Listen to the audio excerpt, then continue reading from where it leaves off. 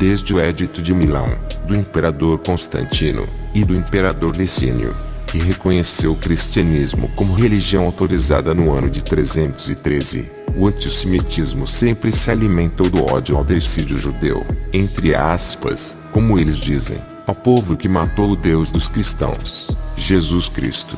Ao longo de períodos de perseguição e massacres, às vezes, embora nem sempre, se oferecia aos judeus a possibilidade de escapar da morte ou do exílio por meio da conversão. Após sua vitória sobre Licínio, Constantino inaugurou uma política cada vez mais hostil contra os judeus. É verdade que, já em 321, foi promulgada uma lei que obrigava os judeus a preencher cargos municipais onerosos e caros, enquanto, por outro lado, os judeus que se dedicaram ao serviço de sua própria religião foram isentos em 330 de todos os serviços públicos, e aqueles que já eram curiales foram liberados da cobrança de impostos. Em 329, no entanto, os judeus eram proibidos de realizar o rito da circuncisão em escravos ou de possuir escravos cristãos. A pena de morte foi ordenada para aqueles que adotaram a fé judaica, bem como para os judeus versados na lei que os ajudassem. Por outro lado, os judeus convertidos ao cristianismo estavam protegidos contra o fanatismo de seus antigos correligionários. Simultaneamente, foi emitido um decreto proibindo casamentos entre judeus e cristãos, impondo a pena de morte a qualquer judeu que fosse transgredir esta lei.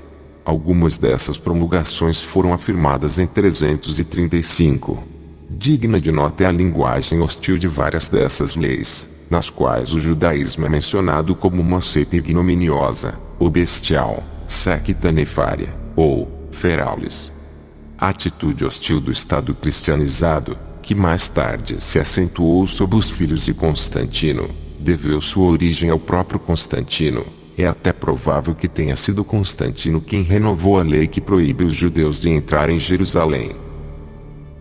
Já no ano de 324 da Era Comum, na Batalha de Crisópolis, Constantino derrotou seu último rival, Licínio, e conseguiu finalmente o controle político único sobre todo o Império Romano.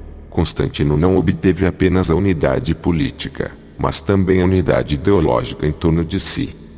Constantino era adorador do Deus Sol invicto, e grande parte dos historiadores assevera que, na realidade, nunca se converteu, mas permaneceu praticando a religião pagã, sincretizando-a com o cristianismo.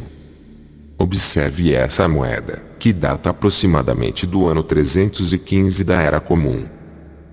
Na esquerda, Imperador Constantino I e à direita, Sol Invictus, Sol invicto, o Deus do Sol, segurando um globo na mão esquerda, e está escrito na moeda as palavras, Soli Invicto Comit, comprometido ao Sol invencível.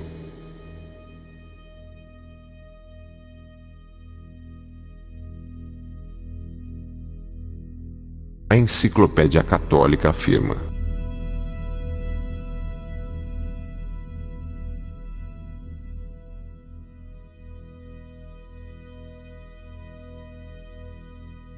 por um tempo, parecia que meramente tolerância e igualdade deveriam prevalecer. Constantino favoreceu de modo igual ambas as religiões. Como sumo pontífice, ele velou pela adoração pagã e protegeu seus direitos. O início da suposta conversão ao cristianismo de Constantino é situado no ano 312, quando, supostamente, viu uma cruz no céu. Afirma-se que esta cruz era um símbolo cristão, e que Constantino a considerou como significando que o Deus dos cristãos lhe concederia a vitória. Mas, será que Constantino, adorador do Sol, realmente viu algum símbolo mesmo? Porque Deus sancionaria a guerra travada por um adorador do Sol, isto é, um idólatra, que tinha raiva de seu povo? Será que Deus coloca poderes mágicos em símbolos? Pelo que as escrituras nos mostram, Deus é contra agouro, amuletos, e etc. Ninguém hoje em dia pode afirmar taxativamente o que foi visto por Constantino, se é que foi visto algo. O testemunho tradicional disponível hoje é contraditório. O historiador eclesiástico, Eusébio, é um dos que falaram acerca disto. Segue o primeiro relato, de Eusébio no livro Church History, Life of Constantine, Oration in Praise of Constantine. Ele disse que ao meio-dia, quando o dia já estava começando a declinar, ele viu com os próprios olhos o troféu de uma cruz de luz nos céus, acima do sol, e portando a inscrição: com este conquistarás. A essa vista, ele próprio ficou impressionado, e todo o seu exército também, que o seguiu nessa expedição, e testemunhou o milagre. No opúsculo de Lactâncio, sobre a morte dos perseguidores, aparece o segundo relato, que contradiz o primeiro.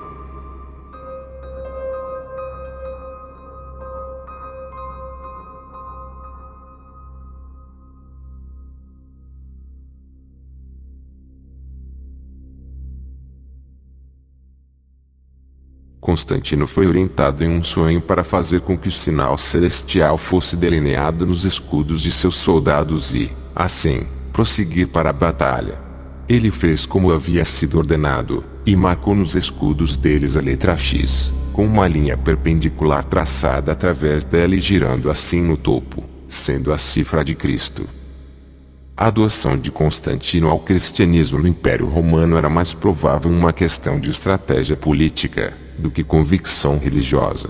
Vejamos uma moeda de Constantino.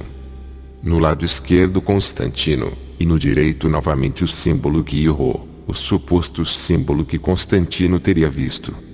Está escrito na moeda na parte de Constantino, Constantinus, Max, Avide, que significa Constantino Imperador, máxima autoridade. Na outra moeda está escrito, Spes Publica, esperança do público, ou do povo. Em outra moeda está escrito, ao lado de Constantino, o seu nome, mais, Pio e Feliz Imperador, e do outro lado da moeda, Glória ao Exército, e aparecem 2 soldados segurando lanças, e escudos de cada lado, e no estandarte as letras gregas Qui e Rho. Agora veremos a moeda de Ptolomeu, que tinha o mesmo símbolo, séculos antes de Constantino existir. Alguns podem dizer que não está claro essa primeira moeda, ou talvez a segunda, mas veremos a terceira, e teremos certeza de que é de fato, o Qui e Rho, adotado por Constantino. À esquerda é a imagem de Zeus, à direita na imagem da águia, vemos o Quiró, está escrito nessa moeda, Rei Ptolomeu. Observe, é o Quiró que está debaixo da águia. Ptolomeu reinou a partir do ano de 246 antes da Era Comum, e Constantino supostamente teria se convertido, no 4º século da Era Comum. Como este seria um símbolo cristão, se na época de Ptolomeu nem Jesus existia ainda. E como podemos captar, Ptolomeu, nem próximo de afirmar que ele era cristão se pode, pelo fato primeiro do cristianismo ainda não existir, e outra, ele usou a figura de Zeus na moeda. Tendo em vista que Constantino era adorador do deus Sol, sendo que o dia de adoração ao Sol era o primeiro dia da semana, domingo, Constantino sacramentou Venerabilis Dies Solis, venerável dia do Sol, em 321, da Era Comum, oficializando-se o domingo como dia sagrado. Eis o teor do decreto de Constantino, publicado em 7 de março do ano de 321, da Era Comum, determinando o repouso no domingo, em homenagem ao dia do Deus Sol. Constantino é o fundador, em parte pelo menos, da observância civil do domingo, pela qual somente a observância religiosa dela na igreja poderia ser universalizada e, adequadamente assegurada. No ano 321, ele emitiu uma lei proibindo o trabalho manual nas cidades, e transações judiciais, em um período posterior também exercícios militares no domingo. Mais detalhes na nota de rodapé, em que leremos a tradução do inglês. Devem os magistrados, e as pessoas residentes nas cidades repousar, e todas as oficinas serem fechadas no venerável dia do Sol. Sobre o assunto, escreveu o autor Frank Viola. Em 321 d.C., Constantino decretou o domingo como dia de descanso, um feriado legal. Parece que a intenção de Constantino era honrar ao deus Mitra, o sol invencível. Constantino descreveu o domingo como o dia do sol, confirmando sua afinidade com a adoração do sol. As escavações de São Pedro de Roma descobriram um mosaico de Cristo como o sol invencível.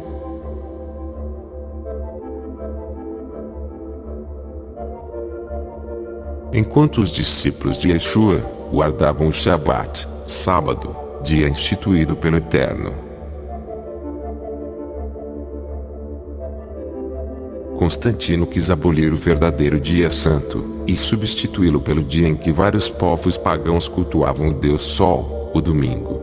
Lembra-se que os babilônios dedicavam o primeiro dia da semana, domingo, ao deus Shamash, deus Sol, enquanto nos Vedas cultuavam no primeiro dia da semana, domingo, o deus Sol, Surya. Os judeus sempre guardaram o Shabat, lembrando-se que em Yeshua e seus primeiros discípulos eram todos judeus, e os gentios, que reconheciam Yeshua como Messias, não lhes foi ensinado a substituição ou abolição do Shabat. Inclusive era encorajado aos mesmos frequentarem a sinagoga no Shabat. Eis o relato do historiador Thomas More. Os cristãos primitivos tinham grande veneração pelo sábado, e passavam este dia em devoção e em sermões. E isto não pode ser posto em dúvida, porque eles tiraram essa prática dos próprios apóstolos, como se percebe em várias escrituras sobre tal assunto. Mesmo com a mudança do Shabat para o domingo, os judeus se recusaram a profanar o Shabat. Por tal razão, em 363 da Era Comum, o catolicismo romano promoveu o Concílio de Laodiceia, que reafirmou a guarda do domingo e abominou a observância do Shabat, Cânon 29. Vejamos direto da Enciclopédia Católica.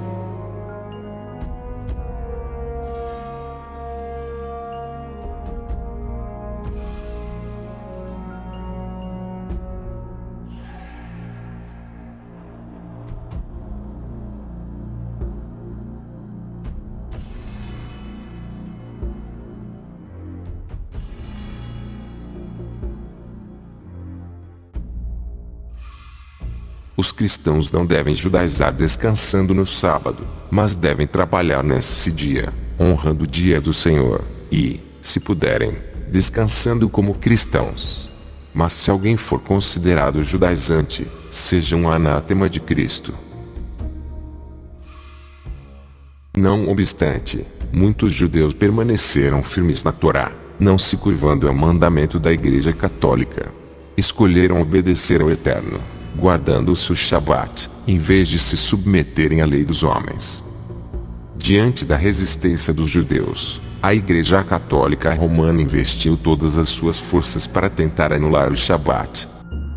Valentiniano e Teodósio, entre outros, exigem que se façam negócios no sábado, tentando forçar o povo do Eterno a cair em desobediência. Nota: o autor deste livro histórico era cristão. Então ele chamou o domingo de Dia do Senhor. Os sucessores de Constantino adotaram a legislação dominical que ele havia iniciado, e concederam uma sanção legal, e um significado civil também a outros dias sagrados da Igreja, que não têm autoridade bíblica, de modo que a reverência especial devido ao Dia do Senhor foi obscurecida na proporção em que o número de reivindicações civais aumentou. Assim, Teodósio I aumentou o número de feriados judiciais para 124. Os valentinianos, primeiro e segundo, proibiram a cobrança de impostos e a arrecadação de dinheiro no domingo, e aplicaram a proibição anteriormente promulgada de ações judiciais. Teodósio, o Grande, em 386, e ainda mais estritamente o jovem Teodósio, em 425, proibiu apresentações teatrais, e Leão e Antêmio, em 460, proibiram outras diversões seculares, no Dia do Senhor. No século V, os francos, um dos povos germânicos que invadiram o Império Romano do Ocidente, conquistaram o norte da Gália. A região resistirá à cristianização até a conversão, em 498, de Clovis, rei dos francos. Com esse ato, Clovis alcançou, em grande parte, seu objetivo de unificar o reino. Relatos da época atestam a participação do clero cristão nas festividades da comunidade, e os costumes judaicos eram tão difundidos que o Concílio de Orleans, em 538, considera necessário alertar seus fiéis contra as superstições judaicas, entre aspas. Eles, os cristãos, queriam firmar o domingo, chamando-o de novo sábado, mas sem nada judaico.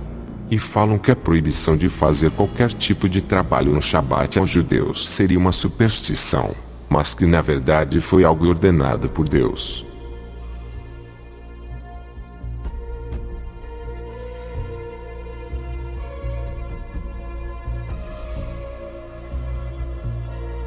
Na Pantologia, uma nova enciclopédia, compreendendo uma série completa de ensaios, tratados e sistemas, organizados em ordem alfabética, da editora Nabu Press, nos passa alguns destes pormenores.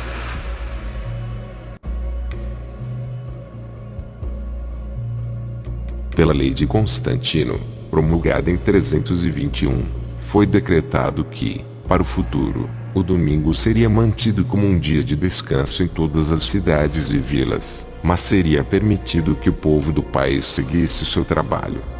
Em 538, o Concílio de Orleans proibiu o trabalho deste país, mas porque ainda havia muitos judeus nos gauleses, e o povo caiu em muitos usos supersticiosos nas celebrações do novo sábado, como os judeus da antiguidade, declara o concílio, que se mantinha ilegal para viajar com cavalos, gado e carruagens, para preparar comida ou fazer qualquer coisa necessária à limpeza, e da essência das casas ou pessoas, saboreiam mais o judaísmo do que o cristianismo.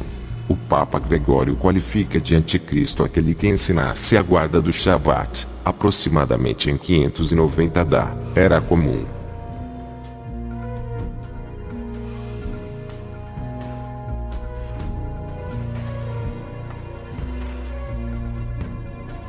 Para os cidadãos romanos. Gregório, servo dos servos de Deus, para seus filhos mais amados, os cidadãos romanos. Chegou aos meus ouvidos que certos homens de espírito perverso semearam entre vocês algumas coisas erradas, e opostas à santa fé, de modo a proibir qualquer trabalho que esteja sendo feito no dia de sábado. O que mais posso chamar de pregadores do anticristo, que, quando ele vier, fará com que o dia do sábado e o dia do Senhor sejam mantidos livres de toda a obra.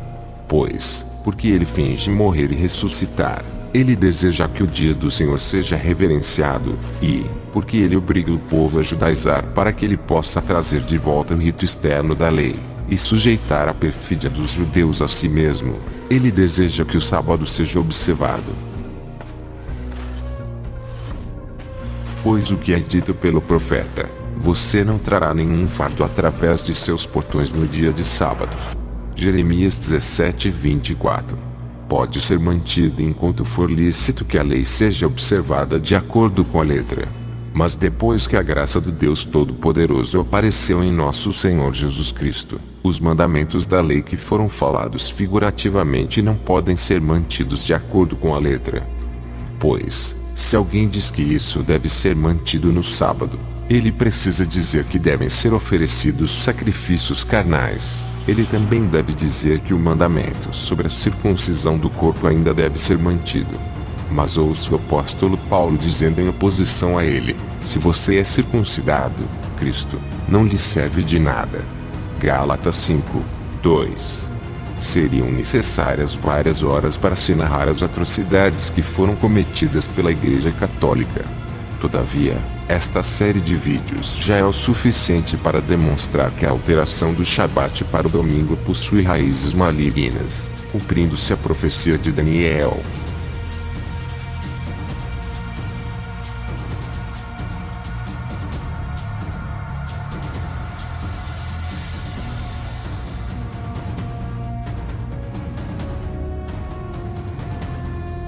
A Igreja Católica Romana confessa expressamente que alterou o Shabat para o domingo, mesmo sabendo que biblicamente o Shabat é o dia sagrado. Não afirma o catolicismo que o domingo possui fundamento nas Escrituras, mas sim que a Igreja tem poder para alterar o dia santo, isto é, a autoridade do Papa é superior à autoridade da Bíblia. Eis a Igreja Católica confessando seu próprio delito. O Papa pode modificar as leis divinas, visto seu poder não provir do homem, mas de Deus, e age como substituto de Deus na terra, com o mais amplo poder de ligar e desligar o rebanho.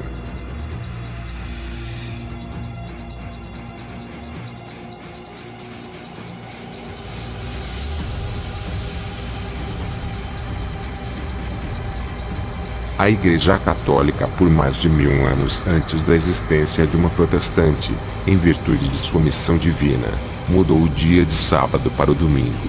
Jornal Católico, Mirror, por arcebispo cardeal da Igreja Católica Apostólica Romana, assim proclamada em 7 de junho de 1886, pelo Papa Leão XIII, James Gibbons. Para o catolicismo romano, o Shabat do Eterno foi substituído pelo domingo da Igreja porque o Papa reina no lugar do Todo-Poderoso. Verifique a arrogância do Papa Leão XIII.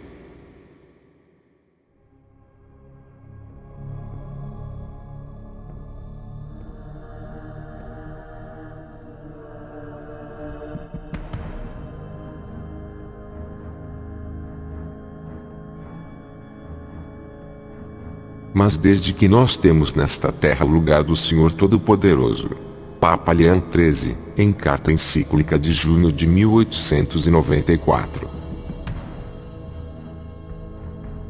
Pergunta: qual é o dia de Shabat? Resposta: o sábado é o dia de Shabat. Pergunta: por que nós temos que observar o domingo no lugar do sábado? Resposta: nós observamos o domingo no lugar do sábado porque a Igreja Católica transferiu a solenidade do sábado para o domingo.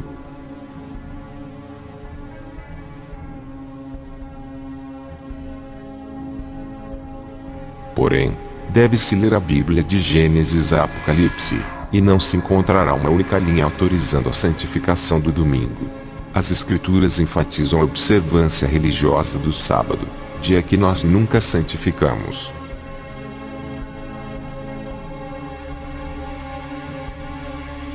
É importante citar declarações de autoridades do catolicismo romano, como já lemos, e agora vem mais uma. Pergunta: você tem algum meio de provar que a Igreja tem poder para instituir festas por preceito? Resposta: se ela não tivesse esse poder, não poderia ter feito aquilo que todos os modernos religiosos concordam com ela. Ela não poderia ter substituído a observância do sábado, sétimo dia da semana, para a observância do domingo, o primeiro dia da semana, uma mudança para a qual não há autoridade nas Escrituras. Conforme vimos nos textos transcritos, até mesmo a Igreja Católica confirma que o Shabat é o dia santificado pelo Eterno. Por outro lado, o domingo ingressou como dia sagrado por meio de determinação do catolicismo romano.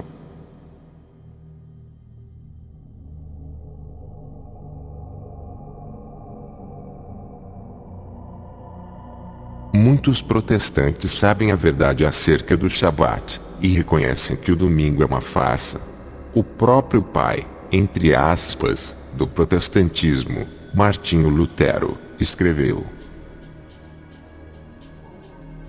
eles dizem que o dia do Shabat foi mudado para o dia do Senhor, contrariamente aos 10 mandamentos. Nenhum exemplo é enfatizado, e é legado tanto quanto a mudança do dia do Shabat. Eles dizem que grande é o poder e a autoridade da Igreja, pois ela dispensou um dos 10 mandamentos. O pai da Reforma Protestante declara que a Igreja Católica Romana não poderia alterar um dos 10 mandamentos. Porém, o próprio protestantismo é fiel à Igreja Católica ao guardar o domingo. No ano 325 da Era Comum, ocorreu o Concílio de Nicéia. No mencionado Concílio de Nicéia, presidido pelo imperador Constantino, não participaram os israelitas, que foram rotulados de hereges pelo oficial cristianismo gentílico, o catolicismo romano. O Concílio de Nicéia foi muito importante para o cristianismo, de onde se espalharia pelo mundo, deixando em seus caminhos históricos as marcas de conversões forçadas, de derramamento de sangue e assassinatos. Ademais, de forma ainda mais marcante, o cristianismo é a religião do antijudaísmo, como ficou bem claro no decorrer dos últimos quase 2 milênios, pois, para justificar sua própria existência, a nova religião romana não apenas procurou afastar-se de suas fontes judaicas, oriundas dos primitivos seguidores judeus de Yeshua, mas decidira, induvidosamente, destruir os próprios israelitas, para que se consumasse a tese que ficou conhecida como teologia da substituição, cuja premissa é esta: uma vez que a igreja foi levantada para substituir o povo judeu, os judeus deveriam ser eliminados, porque seriam um entrave, nesse novo cenário, para a supremacia cristã, conforme um dos textos mais coloridos de antissemitismo do Novo Testamento. Os judeus não somente mataram o Senhor Jesus e os profetas, como também nos perseguiram, e não agradam a Deus, e são adversários de todos os homens. 1 Tessalonicenses 2, verso 15, como diz na Bíblia Ave Maria, edição católica, versão de 1967, nota de rodapé. Os judeus eram agora rejeitados por Deus.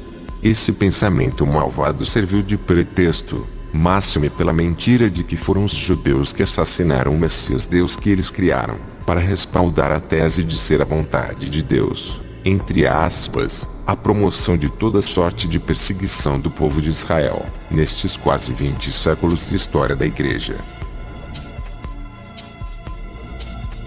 Consta que compareceram ao concílio de Nicéia uns 250 a 318 bispos, apenas uma minoria do total, e a maioria dos que compareceram era da região de língua grega. Nem mesmo o Papa Silvestre I compareceu. Um dos propósitos do concílio foi resolver as divergências que surgiram dentro da Igreja de Alexandria sobre a natureza de Jesus. A controvérsia ariana surgiu em Alexandria quando o recém-reinstaurado presbítero Ário começou a difundir visões doutrinárias contrárias às de seu bispo, Alexandre de Alexandria. Alexandre acreditava que Jesus era Deus. Já Ário dizia que Jesus tinha sido como o primeiro e mais importante ato da criação, e filho de Deus, mas aí não muda muito por ficaria como uma divindade menor. Ambas crenças idólatras, e que não encontram aval no Taná. De aproximadamente 318 participantes, todos, com exceção de 2, concordaram em assinar o credo e estes 2, juntamente com Ário, foram banidos para a Ilíria. Depois de ferozes debates, desse nada representativo concílio surgiu o credo de Nicéia, com a sua forte inclinação para o pensamento idólatra trinitariano. Todavia, não resolveu a discussão doutrinal. Não foi esclarecido, nem jamais será, o papel do Espírito do Eterno na teologia trinitarista, porque é um conceito falso. Os debates duraram décadas e, para conseguir uma conformidade final entre eles, foram necessários mais concílios, a autoridade de diferentes imperadores, e o recurso ao banimento. Segue o credo de Nicéia. Me desculpe por essa idolatria que verá seguir, mas temos que expor os fatos.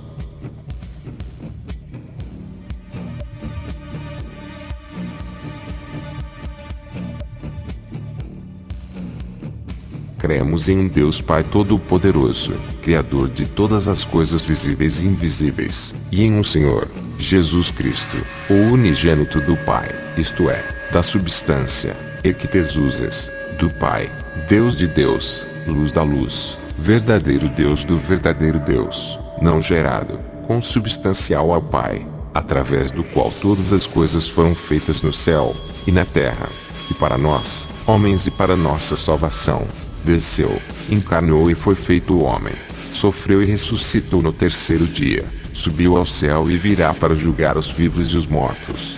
E no Espírito Santo.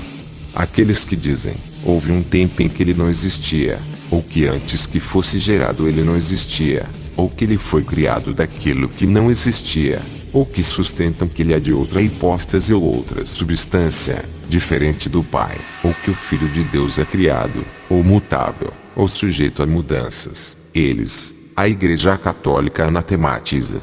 O concílio adotou a ideia idólatra de que Jesus era da substância, homoousios, do Pai.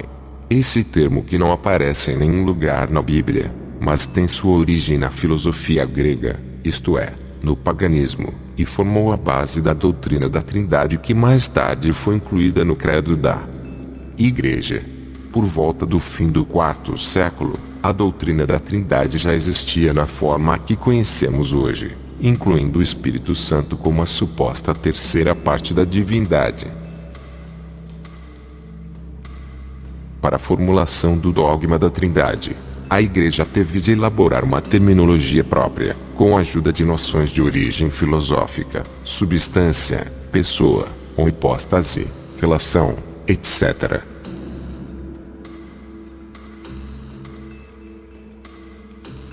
Outro resultado do concílio foi um acordo sobre quando celebrar a Páscoa cristã, a mais importante festa do calendário eclesiástico, decretado em uma epístola à Igreja de Alexandria na qual se diz: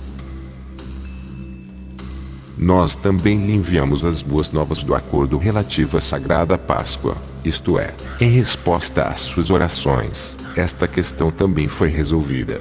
Todos os irmãos do Oriente que até o momento seguiram a prática judaica, a partir de agora, observarão o costume dos romanos, e vocês, e todos aqueles que observaram a Páscoa desde o começo.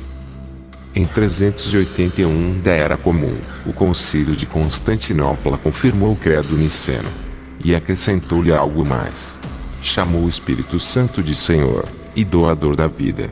Vejamos, a atualização, entre aspas, deste credo idólatra.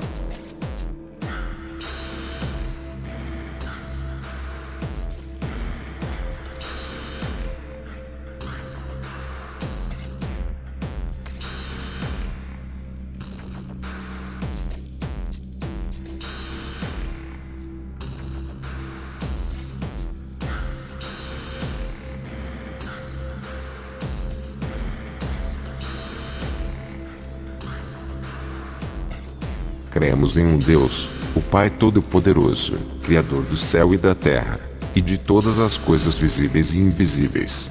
E em um Senhor, Jesus Cristo, o Filho unigênito de Deus, e nascido do Pai antes de todas as eras. Deus de Deus, luz da luz, verdadeiro Deus do verdadeiro Deus.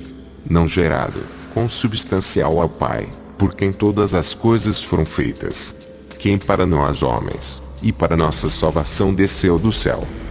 E encarnou do Espírito Santo e da Virgem Maria e foi feito homem. Também foi crucificado para nós sob Pôncio Pilatos, sofreu, e foi sepultado, e o terceiro dia ressuscitou de acordo com as Escrituras. E subiu ao céu, senta-se à direita do Pai, e voltará com glória para julgar os vivos, e os mortos, de cujo reino não haverá fim. E no Espírito Santo, o Senhor, e doador da vida, que procede do Pai e do Filho, que junto com o Pai e o Filho, deve ser adorado e glorificado, que falou pelos profetas. E uma Igreja Santa, Católica e Apostólica. Confessamos um batismo para a remissão de pecados. E procuramos a ressurreição dos mortos, e a vida do mundo vindouro. Amém. O credo ampliado de 381 da Era Comum, que é substancialmente usado hoje nas igrejas, e que é chamado de credo niceno, mostra que a cristandade estava na iminência de finalizar a doutrina idólatra. Todavia, nem mesmo este concílio completou a doutrina. É de interesse que, 60 anos depois de Nicéia I, o concílio de Constantinopla I, evitasse homoousios, na sua definição da divindade do Espírito Santo. Brandura da afirmação.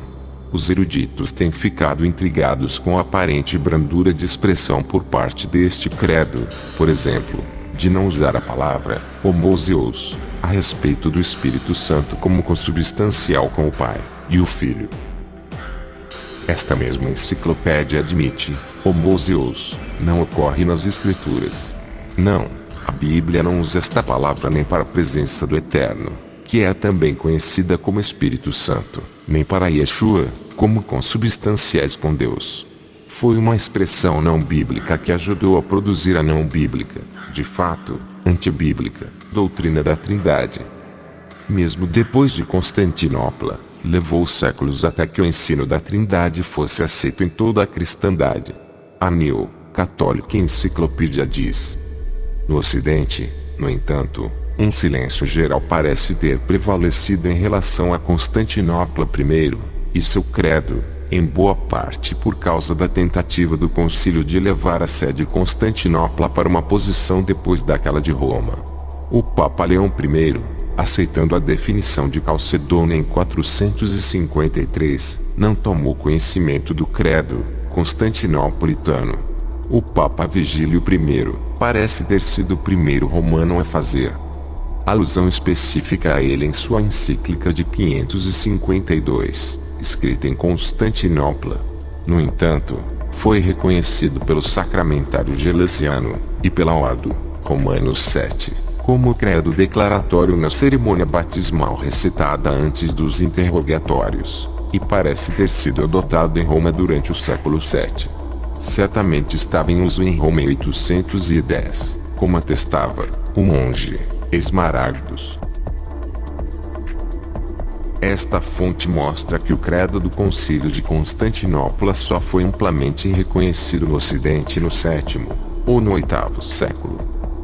Essas doutrinas que já nada mais tinham a ver com a fé da Torá, cada vez mais levava as pessoas em que nela acreditavam e leva, nos dias de hoje, os que nela acreditam, para longe do Todo-Poderoso.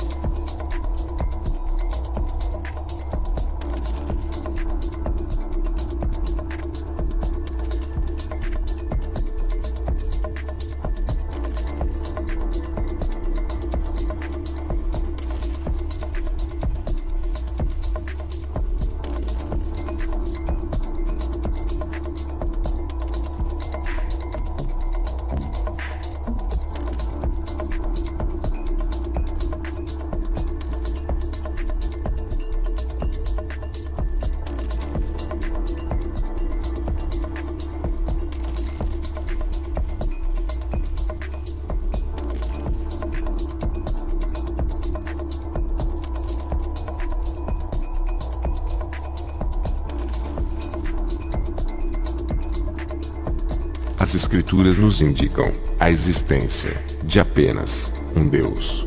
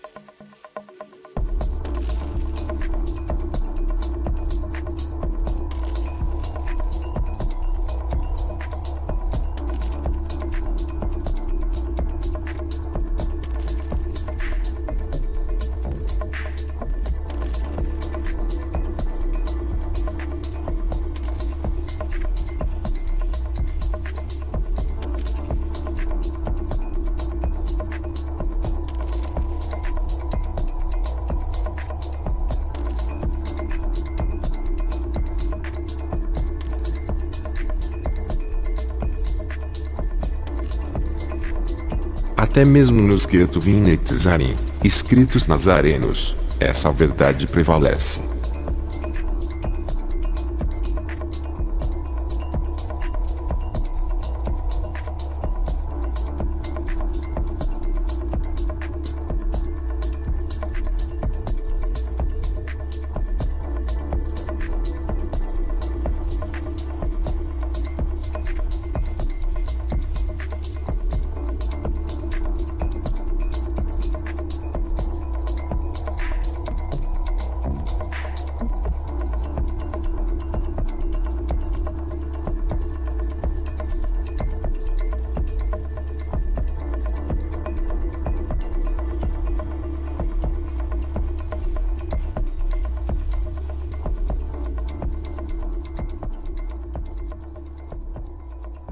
unidade divina é o princípio central das Escrituras. A existência e a unidade de Deus andam lado a lado. Quem não crê na unidade absoluta de Deus, na verdade não crê em Deus, ou melhor, crê em um Deus que não existe. Crer na unidade divina é saber que a fonte de todo o poder é Deus. A unidade de Deus significa que Ele é um, singular e indivisível. Significa que Ele é a única fonte de poder no universo. Nada se compara a Ele. O que é conhecido como Espírito Santo, nada mais é que uma forma de falar do próprio Criador, pois Ele é um ser espiritual. A palavra no hebraico, Ruach HaKodesh, significa, não Espírito Santo, mas Espírito, o Santo, e designa a presença do Eterno. Ele, isto é, a sua presença, é derramada sobre as pessoas que cumprem seus mandamentos, que fazem a sua vontade.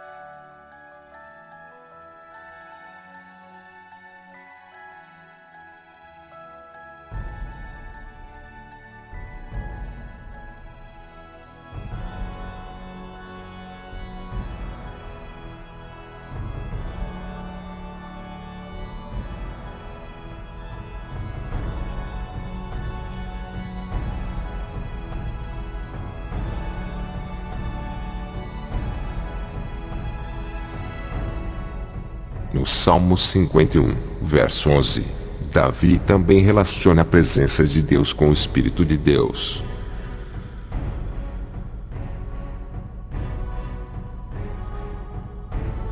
Quando o povo de Judá estava cativo em Babilônia, Ezequiel recebeu a mensagem de Deus que os traria novamente para sua presença.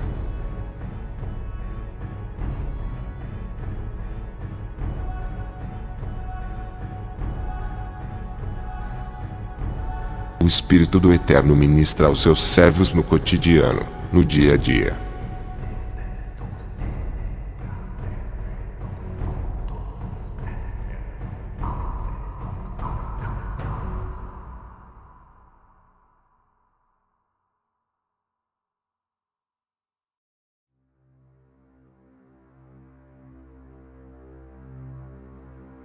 O Edito de Tessalônica, também conhecido como Cunctus Populus, ou de Fide Católica, foi decretado pelo imperador romano Teodósio em 24 de novembro de 380, pelo qual estabeleceu que a religião católica tornar-se-ia a religião de Estado exclusiva do Império Romano, abolindo todas as outras religiões.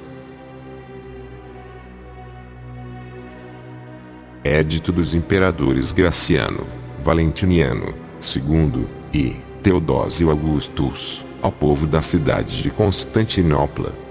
Queremos que todos os povos governados pela administração da nossa clemência professem a religião que o divino apóstolo Pedro deu aos romanos, que até hoje foi pregada como a pregou ele próprio, e que é evidente que a professam o pontífice Dámaso e o bispo de Alexandria, Pedro, homem de santidade apostólica. Isto é, segundo a doutrina apostólica e a doutrina do Evangelho, cremos na divindade única do Pai, do Filho e do Espírito Santo sob o conceito de igual majestade, e da piedosa Trindade. Ordenamos que tenham o nome de cristãos católicos quem siga esta norma, enquanto os demais os julgamos dementes e loucos, sobre os quais pesará a infâmia da heresia. Os seus locais de reunião não receberão o nome de igrejas, e serão objeto, primeiro da vingança divina, e depois serão castigados pela nossa própria iniciativa, que adotaremos seguindo a vontade celestial. Dado o terceiro dia das calendas de março em Tessalônica, no quinto consulado de Graciano Augustus, e primeiro de Teodósio Augustus. Com este édito, o Império Romano na íntegra passava a ter uma nova religião oficial depois de 67 anos de liberdade de culto. O panteão romano fora complementado ao longo de muitos séculos com os deuses, deidades e lares domésticos, com o culto aos próprios antepassados, e até mesmo com divindades pré-romanas que foram assimiladas durante o processo de romanização em muitos lugares do Império. Todo esse lixo idólatra foi substituído por outra idolatria, a Trindade. Vimos neste édito em que o apóstolo Pedro foi chamado como divino, para vermos como a idolatria católica é latente. Mas será que Pedro foi o primeiro Papa?